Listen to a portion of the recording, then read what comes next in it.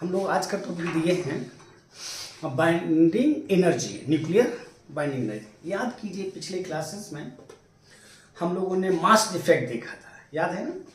मास defect को मैंने आपसे कहा था कि अगर हम किसी भी न्यूक्लियस को फॉर्म करते हैं तो बहुत सारे प्रोटॉन्स और न्यूट्रॉन्स क्या करते हैं, कंबाइन करते हैं। तो मैंने आपसे कहा था कि जब भी प्रोटॉन और न्यूट्रॉन कंबाइन करते हैं तो कुछ मास एनर्जी के रूप में क्या होता है, रिलीज हो जाता है, जिस मास को हम लोगों ने कहा था मास डिफेक्ट।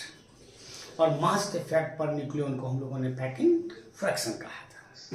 इतना हम लोग पिछले क्लासेस में डिस्कस कर चुके हैं। यहाँ पर आपका टॉपिक है न्यूक्लियर बाइंडिंग एनर्जी। तो ध्यान रखिएगा कि अभी तक इस टॉपिक पर क्वेश्चन नहीं के बराबर है, यानी नहीं है।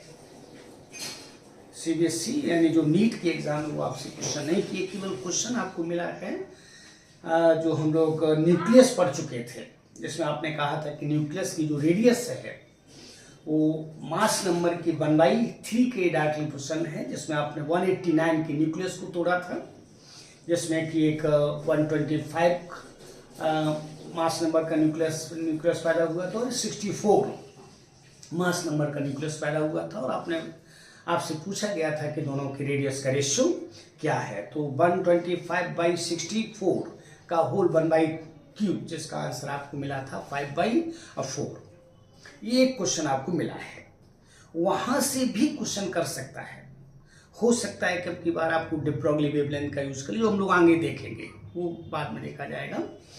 तो न्यूक्लियर बाइंडिंग एनर्जी, यहाँ पर जो आपने कहा है कि जब भी न्यूक्लियस को हम फॉर्म करते हैं तो कुछ मास चला जाता है, एनर्जी के फॉर्म में रिलीज हो जाता है, जिसको आपने मास डिफेक्ट कहा है।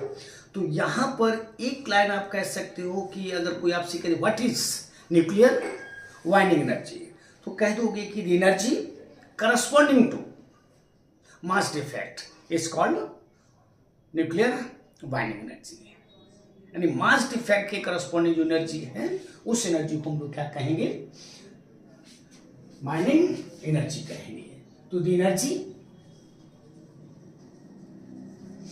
corresponding to mass defect is called a nuclear binding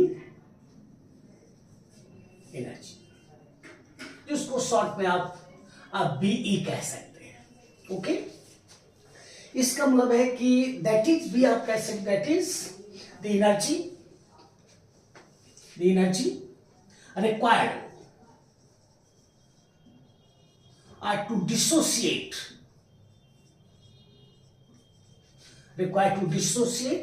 in nucleus into its constituent nucleons is called a binding energy। जैसे आपको अच्छा लगे वैसे कर सकते हो। जैसे कि सपोज कीजिए कि एक न्यूक्लियस है जिसमें न्यूट्रॉन प्रोटॉन भरे पड़े हैं। अगर हम इसको बाइंडिंग एनर्जी के बराबर एनर्जी दे दें तो निश्चित रूप से ये न्यूक्लियस टूट जाएगा और न्यूट्रॉन प्रोटॉन सभी क्या हो जाएंगे, अलग अलग हो जाएंगे, है ना। तो इतनी एनर्जी आपने इसको सप्लाई की है जिसके कारण ये न्यूक्लियस क्या हो गए, दूर हो गए। तो energy corresponding to mass defect is called binding energy. यानी एनर्जी जिससे हम किसी न्यूक्लियस को तोड़ सकते हैं, का मतलब न्यूक्लियस को अलग कर सकते हैं। जैसे किसी परिवार को तोड़ना है तो निश्चित रूप से आपको एनर्जी को सप्लाई करना पड़ेगा, ठीक है ना। तो उसी तरह से यहाँ पर अगर न्यूक्लियस को तोड़ना है तो आपको एनर्जी सप्लाई करनी पड़ेगी, और वो एनर्जी किसके बराबर है, बाइंडिंग एनर्जी के बराबर है, जो करस्पॉन्डिंग किसके है, मास डिफेक्ट के है। तो अगर यहां पर आपसे कोई कह दे कि if delta N be the mass defect,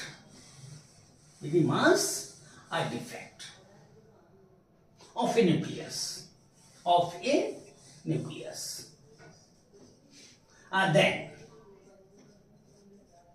then by Einstein's mass energy equivalence,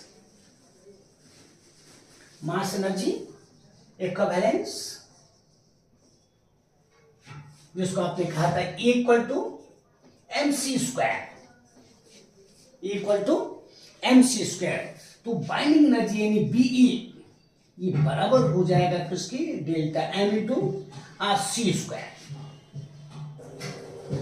जहां पर ऐसा भी ले सकते जूल कह सकते हो, अगर मास को हम केजी में ले लें और सी को वेलोसिटी ऑफ लाइट है, तो ये एनर्जी किस में आ गई, जूल में आ गई। अब यहां पर कह सकते हो कि delta M is in M unit, AMU, then BE बराबर हो जाएगा किसके, delta M into 931 mega electron volt, क्योंकि आप कह चुके हो कि 1 AMU ये करस्पॉन्डिंग हुआ करता है 931 मेगा इलेक्ट्रॉन वोल्ट। ओके, फिर एक बार कहेंगे कि किसी भी न्यूक्लियस को तोड़ने में, यानी न्यूक्लियस को अलग करने के लिए जो हम न्यूक्लियस को एनर्जी देंगे उसको मैंने बाइंडिंग एनर्जी कहा है, और इसको दूसरे तरीके से कह रहे हो energy corresponding to mass defect को आपने क्या कहा है, बाइंडिंग एनर्जी कहा है।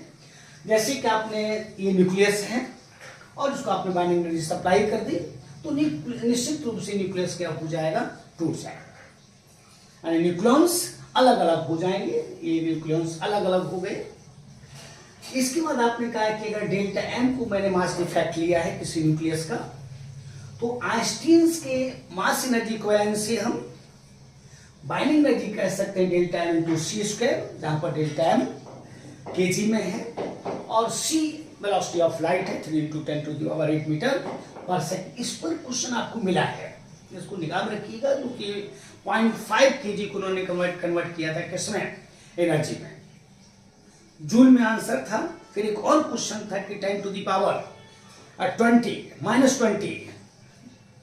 जूल ये एनर्जी चाहिए होती डीएनए को तोड़ने के लिए, डीएनए के बॉन्ड को तोड़ने के लिए, तो आपको इस एनर्जी को करस्पॉन्डिंग कहा था किसमें, इलेक्ट्रॉन वोल्ट में कहा था। तो इस तरह के क्वेश्चन आपको मिले हैं। तो अगर डेल्टा एम को मैंने मास डिफेक्ट कहा है, तो बीई बराबर हो जाएगा किसकी, डेल्टा एम इंटू सी स्क्वायर, और अगर हम डेल्टा एम को एएम में लेते हैं, एटॉमिक मास यूनिट में लेते हैं, तो बाइंडिंग एनर्जी हो जाएगी delta M into 931 mega electron volt के, का मतलब है कि 1 AMU ये बराबर हुआ करता है 931 मेगा इलेक्ट्रॉन वोल्ट के। ओके, तो इससे आपको क्वेश्चन मिला है और ये आपको याद है, मैंने याद करवा दिया था कि उसको याद कर लीजिए, हो सकता है क्वेश्चन फिर क्वेश्चन आपको मिल जाए। अब याद करो कि अगर हम मास डिफेक्ट की बात करते हैं, तो आपने कहा था कि डेल्टा एम डेल्टा एम ये बराबर हुआ करता है Z into mass of proton, okay, plus N into mass of neutron. इसमें से हम घटा देते हैं M को, A, Z, जो कि स्टेबल एटम का मास कह सकते हो, न्यूक्लियस का मास कह सकते हो, ये डेल्टा एम है।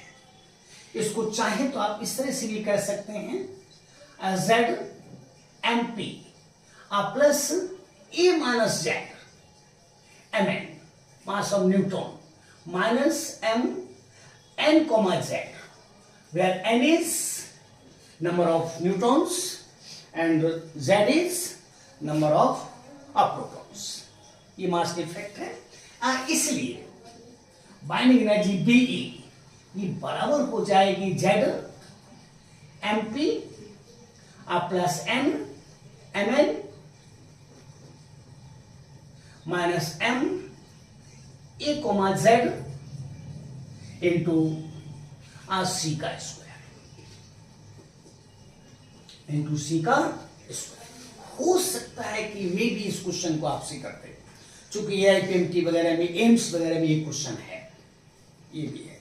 यहां पर केवल हो सकता है Z कॉमा N कर दे या N कॉमा Z कर दे, कुछ भी कर सकता है, उतना आप होशियार हैं। ये बराबर हो जाएगा Z MP प्लस N, या इसको आप कह सकते हो A माइनस Z कह सकते हो, Mn mass of neutron minus M N comma Z number of neutrons और number of protons into C square.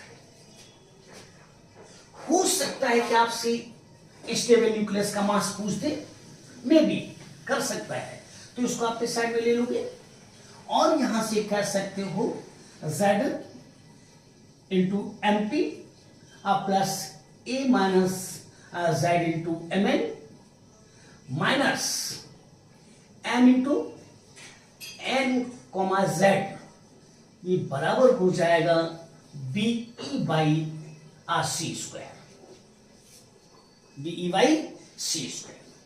और यहां से कह सकते हो M N कॉमा Z, ये बराबर हो जाएगा Z number of protons into mass of protons plus number of neutrons into mass of neutrons minus binding energy by C square. May be क्या आपसे ये पूछ दे, मे बी आपसे ऐसे कर दे। ये ध्यान रखिएगा कि यहां पर A माइनस Z भी आप कह सकते हो, उतना आप होशियार हैं, A माइनस Z कह सकते हो इसकी जगह, जो कि बराबर कह सकते हो Z M mass of proton plus A minus Z into mass of neutron minus binding energy by C square. Okay, ठीक है, तो इसको निगाह में रखना है। ये आप मास डिफेक्ट जानते हैं, Z नंबर ऑफ प्रोटॉन से है, ये मास ऑफ प्रोटॉन है, तो ये मास ऑफ प्रोटॉन्स हो जाएगा। ये नंबर ऑफ न्यूट्रॉन से है, ये मास ऑफ न्यूट्रॉन है, तो ये मास ऑफ न्यूट्रॉन्स हो जाएगा। और ये स्टेबल न्यूक्लियस का क्या है, मास है। तो मैंने आपसे कहा था कि जब भी कोई न्यूक्लियस फॉर्म होता है न्यूट्रॉन और प्रोटॉन से, तो कुछ मास चला जाता है किस ग्रुप में, एनर्जी ग्रुप में। तो अगर अलग अलग हम मास जोड़ दें, जैसे mass of proton mass of neutron को जोड़ दें, ये निश्चित रूप से ज्यादा होता है किससे, जो स्टेबल न्यूक्लियस का मास है ना। तो जितना मास बाहर गया एनर्जी ग्रुप में, उसी को आपने मास डिफाइड कहा है। इसमें जब आप C स्क्वायर का गुणा करते हो तो एनर्जी मिलती है, बाइंडिंग एनर्जी मिलती है। यहां से आपसे एटम का, जो स्टेबल एटम का मास है, वो आपसे पूछ सकता है, जिसको आपने M Z कॉमा N कहा है, या A कॉमा Z, जो भी कहना चाहते हो कह सकते हो, चूंकि A मास नंबर है और N नंबर ऑफ न्यूट्रॉन्स और Z नंबर ऑफ प्रोटॉन्स है। तो ऐसा भी कर सकता है, मे बी आपसे ऐसा भी कर सकता है, मे बी आपसे ऐसा भी कर सकता है नहीं। और किसी एक न्यूक्लियॉन को न्यूक्लियस से बाहर करने के लिए जो एनर्जी चाहिए होती है, उसको बाइंडिंग एनर्जी पर न्यूक्लियॉन कहा करते हैं, उसको बाइंडिंग एनर्जी पर न्यूक्लियॉन कहा करते हैं। The energy required to release of one nucleon from the nucleus,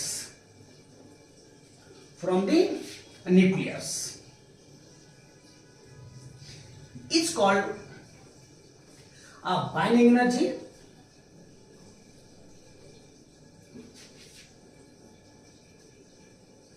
per a nucleon. Binding energy per nucleon. Binding energy per nucleon plays an important role to describe stability of an atom. जितनी binding energy per nucleon ज्यादा होगी, उस nucleus की stability उतनी ही ज्यादा होगी, और जिसकी बाइंडिंग एनर्जी पर न्यूक्लियन कम होगी उसकी स्टेबिलिटी उतनी ही कम होगी। और यही कारण है कि बड़े बड़े न्यूक्लियस क्या हो जाते हैं, टूट जाते हैं। आजकल का हमारा समाज भी वही है। समाज में आपने देखा होगा कोई बड़ा परिवार है तो तुरंत टूटता है। सबसे पहले अलग होता है कौन, बड़ा बेटा अलग होता है, उसका एकदम अलग वो अपना घर बनाएगा। इसके बाद सारे के सारे लोग जो है अलग होते जाते हैं और बचते क्या हैं, पति पत्नी और एक या दो बच्चे, बस यही आज का समाज है। इसलिए जो न्यूक्लियस छोटे होते हैं और उनकी बाइंडिंग एनर्जी पर न्यूक्लियन ज्यादा होती है तो स्टेबल होते हैं। तो बड़े न्यूक्लियस टूटते हैं किसको एक्वायर करने के लिए, स्टेबिलिटी को एक्वायर करने के लिए, जिसको हम लोग बाद में फ्यूजन कहेंगे। और छोटे न्यूक्लियस, छोटे परिवार भी अनस्टेबल होते हैं। वो छोटे परिवार मिलते हैं, यानी छोटे न्यूक्लियस मिलते हैं बड़ा न्यूक्लियस बनाने के लिए, इसको हम फ्यूजन कहते हैं, जो अलग हम लोग डिस्कस करेंगे, ठीक ना। तो बाई चांस, हाँ बोलिए सर। इस 3 शॉट लेना है तो हटिए ना।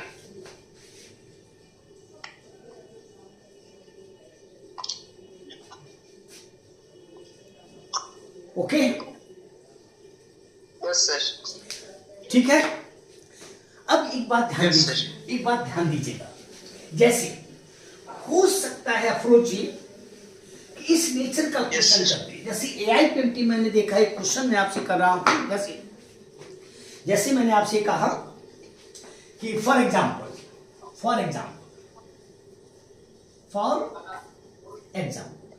जैसे मैंने कहा कि इन रिएक्शन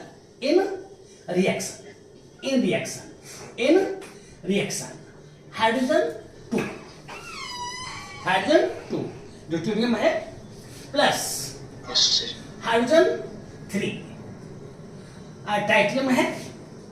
अगर इनको हम जोड़ते हैं तो ये हीलियम बनता है और एक न्यूट्रॉन क्या होता है, रिलीज होता है। सहमत है? बड़ा अच्छा क्वेश्चन है, मे बी कि 2025 में यही मिल जाए। इन reaction H equal to helium plus 1,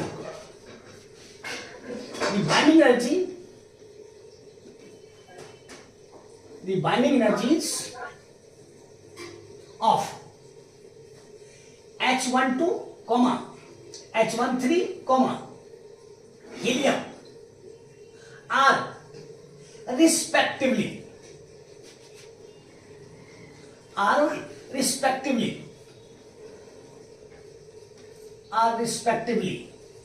A, B and C in megaelectron volt.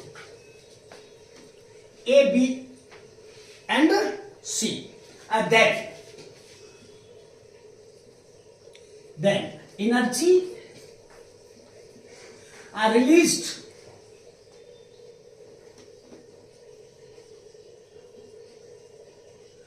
will be, बोलिए कितनी एनर्जी रिलीज होगी। अब एक बात ध्यान रखिएगा, ये डॉटर न्यूक्लियस है,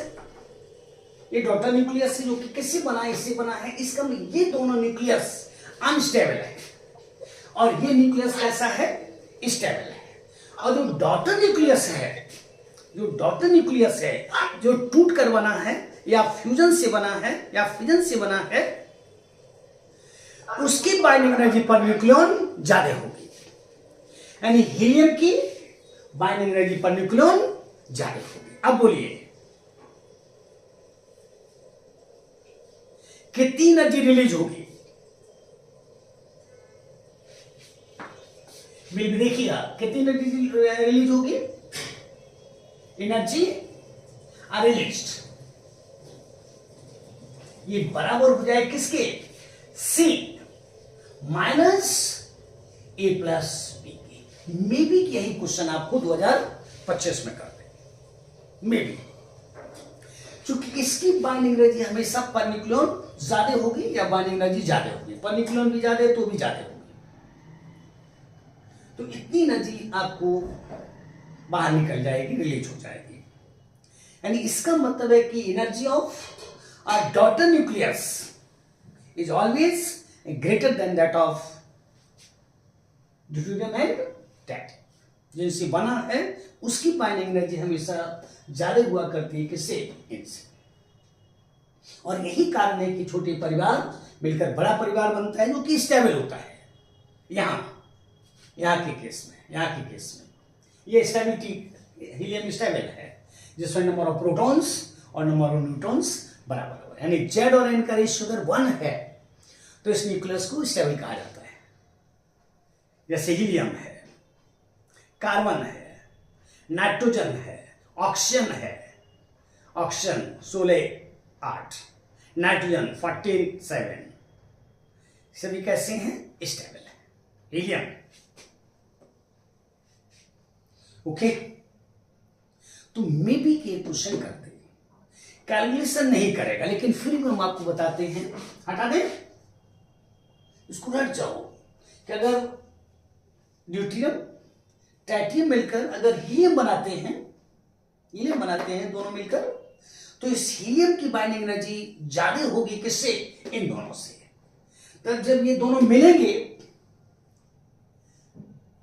तो जो मास डिफेक्ट है उसके बराबर एनर्जी क्या होगी, रिलीज होगी।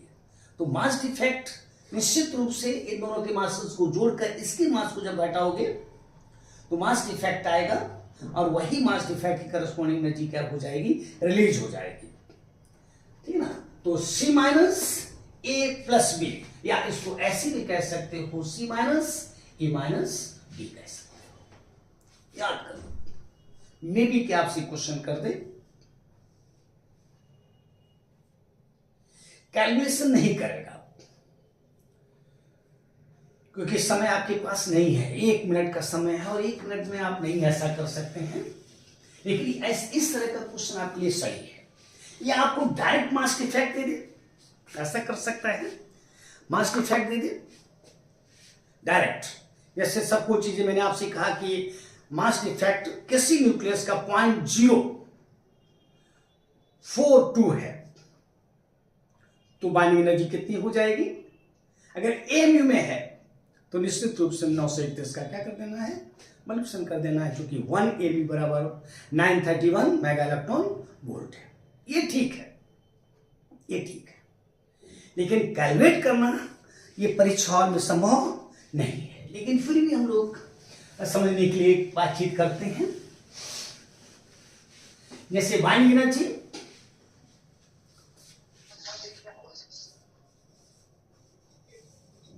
Calculation of binding energy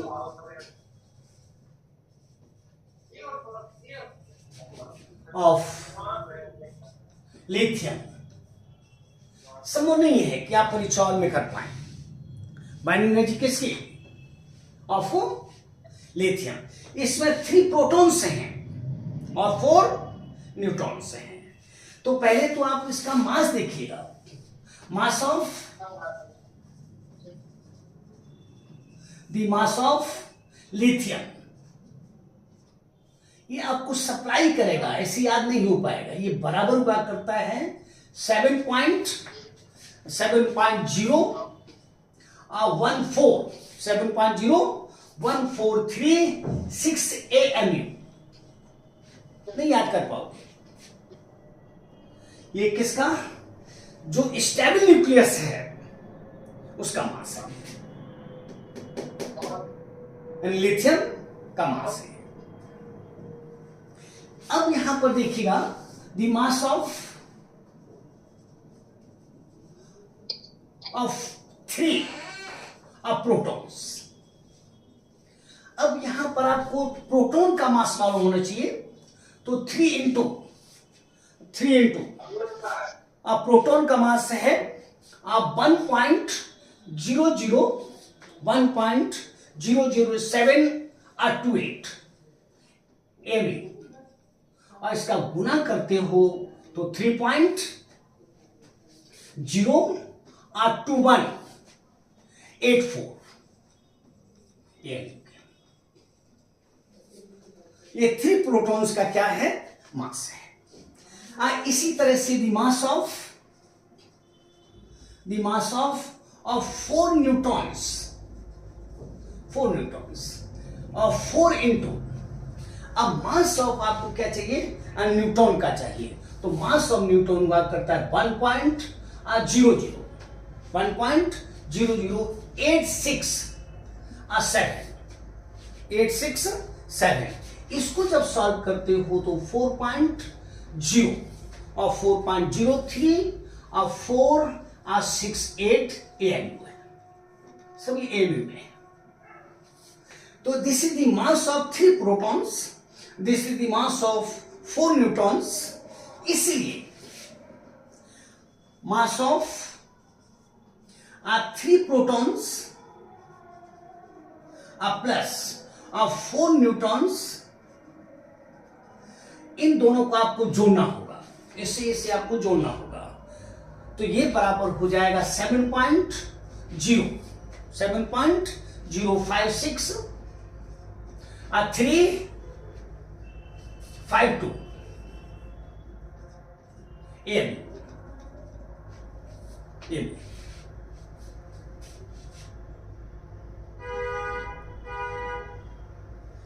okay,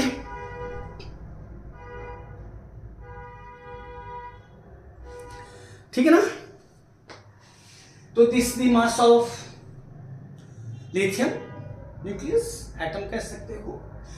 this is the mass of 1 proton, and so this is the mass of 3 protons. This is the mass of 1 neutron, and so this is the mass of 4 neutrons. This is total mass of 3 protons, and this is total mass of 4 neutrons, and this is the total mass of 3 protons and 3 neutrons. इसलिए mass defect delta m ये बराबर हो जाएगा 7.05652 minus 7.01436। इसको घटाने पर आपको मिल जाएगा 4216 नहीं संभव है कि आप परीक्षा हॉल में कर पाए। दिस इज ए, और since 1 AMU is equal to 931 mega electron volt, इसलिए binding energy of lithium is equal to 0.04216 into 931 mega electron volt. ये बराबर हो जाएगा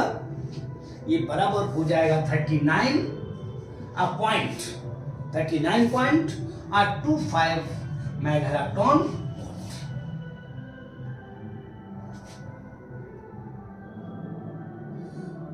This is total binding energy of lithium nucleus. इसका मतलब है कि अगर हम लिथियम को इतनी एनर्जी सप्लाई कर दें तो सारे के सारे न्यूट्रॉन्स और सारे के सारे प्रोटॉन्स एक दूसरे से क्या हो जाएंगे, अलग हो जाएंगे, यानी परिवार टूट जाएगा। और इतनी एनर्जी इन सबों को इकट्ठा करने में खर्च होती है, यानी रिलीज होती है, वो रिलीज होगी और इतनी सप्लाई कर देंगे तो सब एक दूसरे से दूर हो जाएंगे। अब अगर आपसे कोई कहे binding energy per nucleon of lithium, binding energy per nucleon,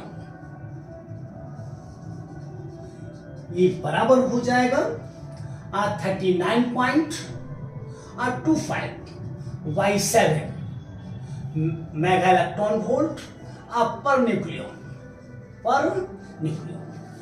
ये 5.607 mega electron volt per nucleon है। Due to less binding energy per nucleon, lithium nucleus is unstable, ये अनस्टेबल है, ये अनस्टेबल है, का मतलब है कि अगर इसको छोड़ दिया जाए तो टूट जाएगा due to less binding energy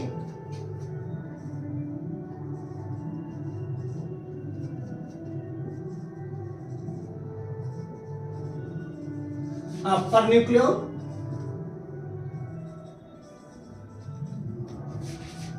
lithium is unstable, ये अनस्टेबल है, अनस्टेबल है, बेकार है, छोड़ दो इसे। इस तरह का क्वेश्चन आप, हाँ ये जरूर ध्यान रखिएगा, अगर हम आपको मास डिफेक्ट सप्लाई करते हैं, ये शायद नीट 2013 में हुआ है, एक ही क्वेश्चन अभी तक है 2013 में, कि मास डिफेक्ट आपको सप्लाई किया गया है और इसमें 931 का आप गुना कर देंगे तो ये टोटल बाइंडिंग एनर्जी आपको मिल जाएगी। तो इस तरह का क्वेश्चन करेगा नहीं, लेकिन वो क्वेश्चन जो आपने किया कि अगर हम ड्यूटेरियम ले लें, ट्रिटियम ले लें और इससे हम हीलियम बना लें और कह दें कि ड्यूटेरियम, ट्रिटियम और हीलियम की बाइंडिंग एनर्जी ABC है, तो कितनी एनर्जी रिलीज होगी? तो C minus A minus B। इसका मतलब है कि बाइंडिंग एनर्जी जो डॉटर न्यूक्लियस है उसकी हमेशा ज्यादा होती है जो पेरेंट्स न्यूक्लियस है, जिसके द्वारा वो बना है, कंस्ट्रेंट न्यूक्लियस। ठीक है, याद रखना है। तो एक ही क्वेश्चन की आशा हम लोग कर सकते हैं, लेकिन अभी तक कोई ऐसा क्वेश्चन आपको मिला नहीं है। या तो स्टेबल न्यूक्लियस का मास कह दे, वो भी हो सकता है, बाइंडिंग एनर्जी दे दे। तो मैंने 2-3 क्वेश्चन यहाँ पर लिखे थे, वैसा कर सकते हैं, लेकिन आशा नहीं है। ये तो करेगा ही नहीं। हाँ, ये करेगा, केवल इतना ही कर सकता है कि आपको ये दे दे मास, आप डिफेक्ट दे दे, और मास डिफेक्ट देने के बाद आपसे कह दे कि बाइंडिंग एनर्जी क्या होगी, अपर न्यूक्लियन क्या होगी। तो ये इजी है, क्योंकि इसका इसमें गुना करके 7 का इसमें भाग दे देना है, चूंकि लिथियम में 3 प्रोटॉन्स और 4 न्यूट्रॉन्स है। ओके, कोई problem? Afroz ji? No problem sir. Sakshi ji? No problem sir. Okay, Khushboo ji? ठीक है, ठीक है, ठीक है ना? आशा नहीं है, आशा नहीं रखिएगा, आशा नहीं रखिए, आशा इतना ही रखिएगा कि जो मैंने एक ही क्वेश्चन कहा है कि अगर हम हाइड्रोजन के न्यूट्रॉन, ड्यूटेरियम और ट्रिटियम को मिला दें, हीलियम बन जाए, और आपसे कह दें कि अगर ड्यूटेरियम, ट्रिटियम और हीलियम की बाइंडिंग एनर्जी ABC है, और आपसे कह दें कितनी एनर्जी रिलीज होगी, तो ध्यान रखिएगा कि जो डॉटर न्यूक्लियस है उसकी एनर्जी हमेशा ज्यादा होती है, बाइंडिंग एनर्जी उसकी ज्यादा होती है। तो C में से घटाना है किसे? A प्लस B को घटाना है, ये कर सकता है, या फिर ये कर सकता है कि आपको मास डिफेक्ट दे दे और फिर बाइंडिंग एनर्जी पूछ दे। तो मास डिफेक्ट अगर AMU में है, एटॉमिक मास यूनिट में है, तो उसमें 931 का गुना कर देना है, और अगर पर न्यूक्लियन पूछा है तो उसमें 7 का भाग दे देना है, बस। ओके।